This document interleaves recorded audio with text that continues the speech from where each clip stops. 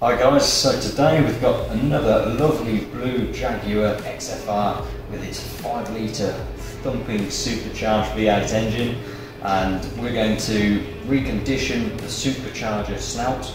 We're also going to install one of our Wraptor Uprated Performance Supercharger Pulleys.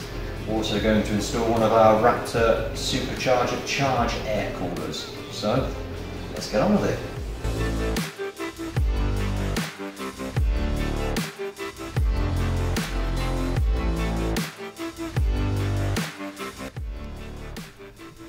Right, so I've removed the supercharger belt to gain access to this pulley. I just wanted to show you guys what can happen inside this supercharger snout from here to here. So this pulley can have excessive play like that. There's a sprung dampener in there that's designed to absorb this movement, but it's worn and stuck, and it no longer does its job properly. So symptoms can include a knocking, rough engine running, perhaps an engine malfunction light, and if left over time could prematurely do damage to other components inside the engine bay.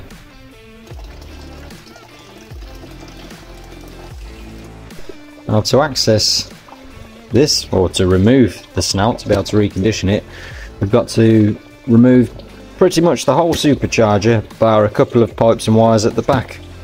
So here goes. So there's the supercharger lifted, ready to remove the snout. Another thing we've noticed is this solenoid has vacuum pipes on it, and they're very split and perished. We do have new ones on the shelf with different colours, so we're going to replace those as well.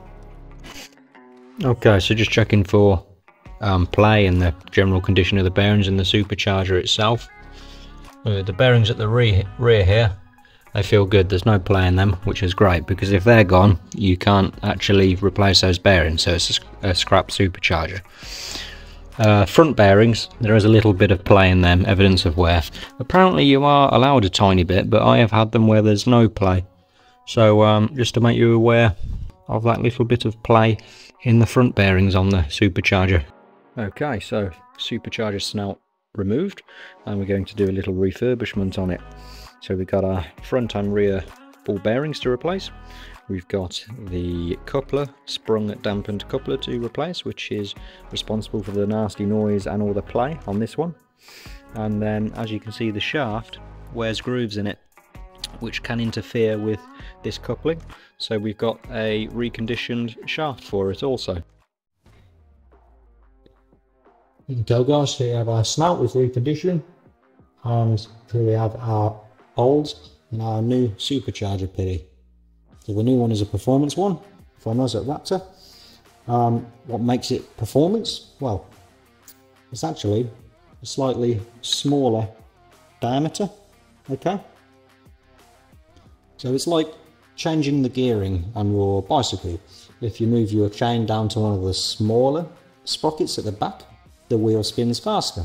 And it's the same case with this. We're going to a smaller pulley and we're going to spin the supercharger faster, which will give us more boost.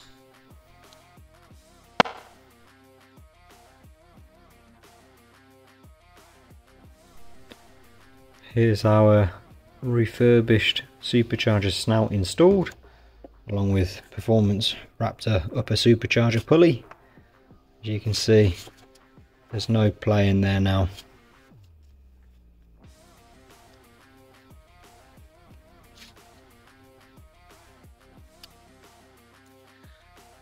This is the standard supercharger charge air cooler from Makata, and basically it's a big radiator, sits right at the front of the stack of the radiators, and this one doesn't cool the engine, it in turn cools the supercharged air. Okay, and this is our Wraptor Performance Uprated Charge Cooler, and it's twice as thick as the standard one and pure aluminium, so there's no plastic end crimped tanks which can be prone to leaking. If you have a look at the condition of this one, over the years, being at the front, they can get a bit of a beating, and as you can see, all the fins are very damaged, folded over, and the whole thing has even started to sort of turn into a banana shape, like it's expanded.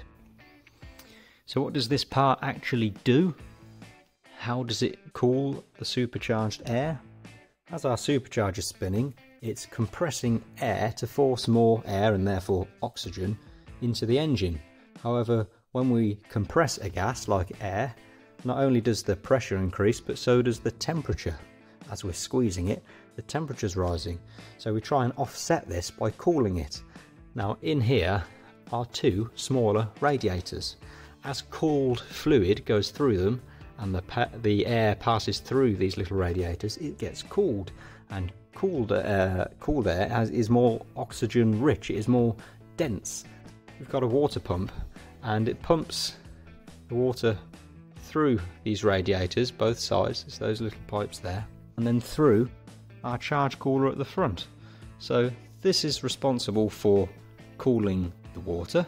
Water is then pumped and supplied cooled water to these little radiators to cool the radiators, which in turn cools your supercharged air. So it may be recommended to replace, or even in this case uprate, the standard charge cooler. One, when it gets very worn and looks like that. Two, perhaps your engine is tuned or running additional boost. It's a good idea to replace it. Three, it's a good idea to replace it for hotter climates. And four, if it gets prolonged hard driving. So if you're on the throttle for long periods of time, this system is going to heat up quite a bit, and as it heats up, you will gradually lose power. So this will help offset that.